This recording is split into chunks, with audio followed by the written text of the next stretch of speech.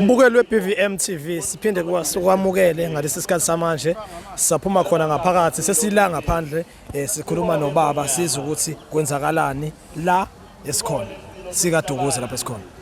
Angibingelele. Njengoba sila kaDukuza sizobungaza umkhosi omkhulu weLembe osuke wasuhlangana nomsebenzi omkhulu wenkosi yamaNazaretha uNyazi leZulu. Njengoba ke sila ila besilungiselela khona umphakathi silungiselela nehambeli zethu bezikhona njengoba lishilo izwi lathi abantu bangalambi abantu bakuthole konke abakufisayo nabakucelayo lapha kwaDukuza ilokho nje sihlangene ngakho kule ndawo nisibona sihleli kuyona.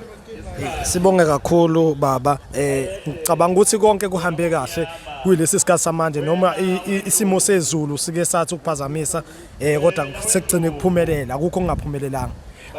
Esimeni sezulu sesajwayela ibincane lemvula ibincane sisalinde enkulu kunale ngoba sisakhona lana noJehova wethu akakaphumi nathi ngesikwazi ukuphuma lana sisuke noJehova engakaphumi kodwa nje isimo sezulu hayi asinankinga naso ngoba kuthiwa imvula isibusiso isibusiso kakhulu kuzoqopheka umlando kahle kahle omkhulu la kaDukuza esifisayo ukuthi nangonyaka ozayo kube khona okukhulu okudlula lokho futhi kuzokwenzeka ngoba sinethemba ngoba sinalo nothando siyayiqhenya futhi ngomsebenzi siwenzile neswenzayo nokubambisana nje singamathempeli akwaDukuza nabagcotshwa bethu.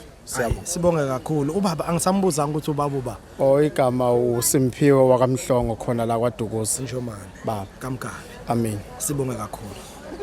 BVM TV sibonge kakhulu kubaba omhlongo sasese wasipha kancane amazwi wasiqondisa ekuhambeni kwethu ukuthi sambe kanjani nokuthi yini ibekade yenzeka la kaDukuza lapho esikhona. Igama lami ngu MC Ngwakavila. Sibonge kakhulu BVM TV.